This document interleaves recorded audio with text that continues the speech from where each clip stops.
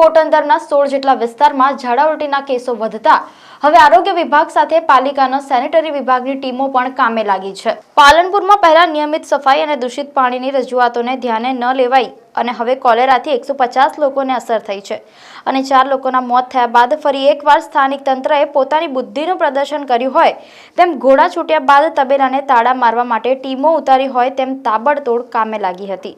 પાલનપુરમાં કોટંદરના 16 જેટલા વિસ્તારોમાં ઝાડા ઉલટીના કેસો વધતા હવે આરોગ્ય વિભાગ સાથે પાલિકાની સેનેટરી વિભાગની ટીમો કામે લાગી છે। હાલમાં 150 જેટલા લોકોને કોલેરાની અસર થઈ છે। દૂષિત પાણી અને નિયમિત સાફ સફાઈ ન થતા આ વિસ્તારોમાં કોલેરા ફાટી નીકળ્યો છે। જો કે આ અંગે આરોગ્ય વિભાગે કહ્યું છે કે ઝાડા ઉલટીના કેસો વધતા અમારી અલગ અલગ ટીમો દ્વારા સર્વે કરીને આરોગ્યની ચકાસણી અને સેમ્પલ પણ લેવામાં આવી રહ્યા છે। ખુલ્લી ગટરો અને પીવાના પાણીની લીકેજ પાઇપના કારણે પાણી દૂષિત બનતા આ સ્થિતિનું નિર્માણ થયું હોવાનું આરોગ્ય વિભાગે કહ્યું છે। જો કે સ્થાનિક લોકોએ પાલિકા તંત્રની ઘોર બેદરકારીના કારણે આ પરિસ્થિતિનું નિર્માણ થયા હોવાના આક્ષેપો કર્યા છે। જો કે સ્થાનિક લોકોએ પાલિકા તંત્રની ઘોર બેદરકારીના કારણે આ પરિસ્થિતિનું નિર્માણ થયાના આક્ષેપો કર્યા છે। સ્થાનિક લોકોએ કહ્યું છે કે વારંવાર રજૂઆત છતાં પાલિકા દ્વારા નિયમિત સાફ સફાઈ કરવામાં આવતી નથી। જે કલેક્ટર દ્વારા જાહેરનામું પ્રસિદ્ધ કરવામાં આવ્યું છે 11 વિસ્તાર કોલેરાગ્રસ્ત જાહેર કરાયો છે, શું પરિસ્થિતિ છે અને આ પરિસ્થિતિનું નિર્માણ કેમ? પાલનપુર નગરપાલિકાને વારંવાર રજૂઆત કરવા છતાંય કોઈપણ જાતની અહીંયા એ લોકો સફાઈમાં ધ્યાન ના આપે ને સફાઈ ન કરે, જેના કારણે રોગ ફાટી નીકળ્યો છે। અને ખાસ કરીને આરોગ્ય ડિપાર્ટમેન્ટે અહીંયાથી 543થી વધારે પાણીના નમૂના લીધેલા છે અને 543 નેગેટિવ આવ્યા છે। મતલબ કે નગરપાલિકા દ્વારા પાલનપુરના પાણીનું કોઈપણ પ્રકારનું ક્લોરિનેશન કરવામાં આવેલ નથી અને અમારી જે અહીંયા રાજગાડીની જે પાણીની ટાંકી છે એની પર કોઈપણ પ્રકારનું ઢાંકણું નથી લગાવેલ, જેના કારણે બધા જ જેટલા બી મરણ જાનવરો છે પક્ષીઓ અંદર પડી રહ્યા છે, જેના કારણે આ રોગ ફાટી નીકળ્યો છે। અને જે 2 લોકોના અહીંયા મૃત્યુ થયા છે એના જવાબદાર માત્ર ને માત્ર નગરપાલિકા છે અને અગર હજી પણ જે લોકો સિરિયસ છે એમાં પણ જો કોઈનો જીવનું જોખમ થશે તો એની જવાબદારી પાલનપુર નગરપાલિકાની રહેશે। માત્ર ને માત્ર નગરપાલિકા ભ્રષ્ટાચાર સિવાય કશું કરતી નથી ને વોર્ડ નંબર 5માં એ લોકો એવું કહે છે કે સફાઈ નામે આટલા બધા માણસો મૂકેલા છે, ના કરી કોઈ માણસો અહીંયા આટલા બધા દેખાય છે, કોઈ પણ પ્રકારની સફાઈ કરવામાં આવતી નથી। અને હું નગરપાલિકામાં ચૂંટાયેલો હોવા છતાંય મારી ગાડી જો મારી વાઈફે વાળવી પડતી હોય તો આપ સમજી શકો છો કે પરિસ્થિતિનું શું નિર્માણ થયું હોય છે। જે ઘણા સમયથી 8-10 દિવસથી અમારા વિસ્તારમાં કોલેરાનો રોગચાળો ફાટી નીકળે છે, એમાં 4 લોકોના મૃત્યુ પામેલ છે, 100થી વધુ લોકો સારવાર હેઠળ છે। નગરપાલિકા તંત્ર અને આરોગ્ય વિભાગ આજે અમારા વિસ્તારમાં આવ્યું છે જોવા માટે। આગળ હવે કાર્યવાહી ચાલુ છે, લોકોને રાહત થાય એ રીતે તંત્રને અમે જાણ કરીએ છીએ અને તાત્કાલિક ધોરણે પગલાં લઈ અને આ જ વિસ્તારમાં એને કંટ્રોલમાં લે આ રોગને, એવી અમારી નમ્ર સ્વસ્થતાનું કારણ સફાઈના કારણે થોડુંક પ્રોબ્લેમ છે, પણ અત્યારે નગરપાલિકાની ટીમો, સેનિટેશનની ટીમો અમારા વિસ્તારમાં આવી ગઈ છે આજે અને સફાઈનું કામ આજે ચાલુ કર્યું છે। આરોગ્ય વિભાગે સ્થાનિક લોકો અહીંયા ઘણી બધી સ્થાનિક લોકોની ટ્રીટમેન્ટ આરોગ્ય વિભાગ અહીંયા કરી રહી છે, એટલે થોડી ઘણી આજથી થોડીક રાહત દેખાય એવો અનુભવ થાય છે। પાણીના સેમ્પલો લેવાયા છે, ચેક કરીને એની જાણ કરવામાં આવશે। નગરપાલિકા વિસ્તારમાં કોલેરાગ્રસ્ત વિસ્તારમાં માન્ય પ્રમુખ સાહેબ અને ચીફ ઓફિસર સાહેબની સૂચના અનુસાર અમે નગરપાલિકાની ટીમો પાડીને અત્યારે સફાઈની કામગીરી અમારી ચાલુ છે અને દવા છંટકાવ કરવાનું પણ ચાલુ છે અને અહીંના કોર્પોરેટરનો સાથ સહકાર અમારા માટે થોડો સારો છે। સ્થાનિક લોકોના આક્ષેપો છે કે સમયસર સફાઈ નથી થતી। સ્થાનિક લોકોના આક્ષેપો છે સમયસર સફાઈ થાય જ છે, પણ સ્થાનિક લોકોની બીજી એવી પણ ભૂલ છે કે જાહેરમાં જ્યાં ત્યાં કચરો નાખી દે છે, પછી ખુલ્લી ગટરમાં એમનું પ્લાસ્ટિકને બધું નાખે છે, જેના કારણે થોડી અમને તકલીફ પડે છે। એટલે સ્થાનિક લોકોમાં જો થોડી અવેરનેસ આવે તો અમને કામગીરીમાં થોડી વધારે મજા આવે। હાલ જે ઝાડા ઉલટીના કેસ છે એમાં ઘટાડો થયો છે। છેલ્લા 1 વીકથી અમારી આરોગ્યની ટીમ છે એ સતત કામ કરી રહી છે। તાલુકા હેલ્થ ઓફિસર તરીકે જેવા જ મને મેસેજ મળ્યા એટલે અમારી જે જિલ્લાની ઓથોરિટી છે, મુખ્ય જિલ્લા આરોગ્ય અધિકારી સાહેબ, ડીએમઓ સાહેબ, એપિડેમિક સર્વેલન્સ ઓફિસર અને કલેક્ટર સાહેબના ધ્યાન પર મૂકી અને અમે કાર્યવાહી કરેલી છે। સતત અમારી ટીમ 9 ટીમો બનાવી રહી છે।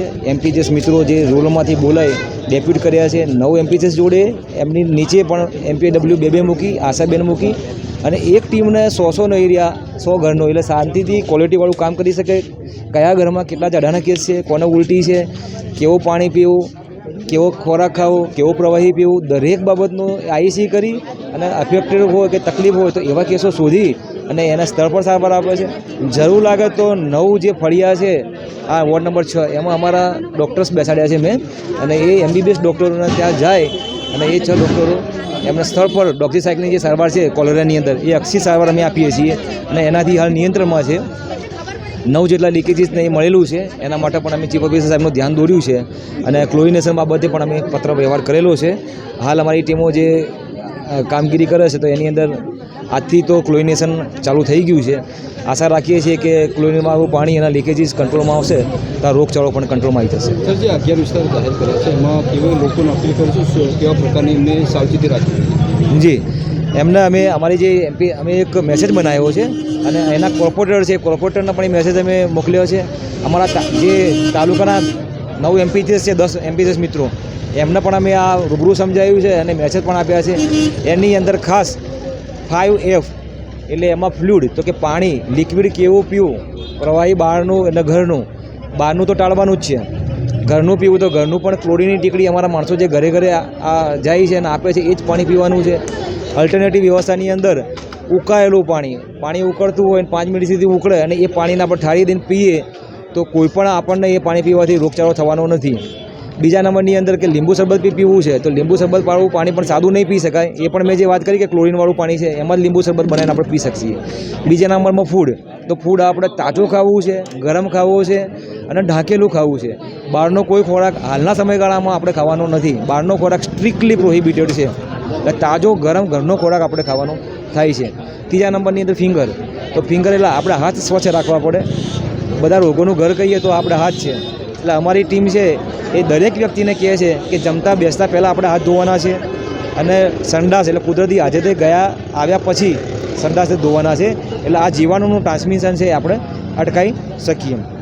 લાસ્ટની અંદર જે માખી છે, ફ્લાઇઝ, એ માખીના દ્વારા પણ આનું સંડાસ પર બેસે અને બીજે જગ્યાએ જાય તો એનું વહન થતું હોય છે. તો એના અંદર પણ દવાનો છંટકાવ કરી અને આપણે એને દૂર કરવાનું છે. અને ફિકલ મટીરિયલ, હાલ જે આમાં આપણા ખાસ જે આ રોગચાળાના માટે કારણભૂત ગણી શકાય. ફિકલ મટીરિયલ એટલે ગટરનું પાણી છે એની અંદર એ ગટરના પાણીની અંદર કોઈ ફિકલ મટીરિયલ મિક્સ થઈ ગયું છે, ગંદુ ગટરનું પાણી છે અને એમાંથી પાણીનું લાઈન જાય છે. નેગેટિવ પ્રેશરના લીધે જ્યારે બંધ થાય અને ગટરનું પાણી એની અંદર ભળી જાય તો આ રોગચાળા થવાનું કદાચ સંભવિત કારણ આ હોઈ શકે આ વિસ્તારની અંદર.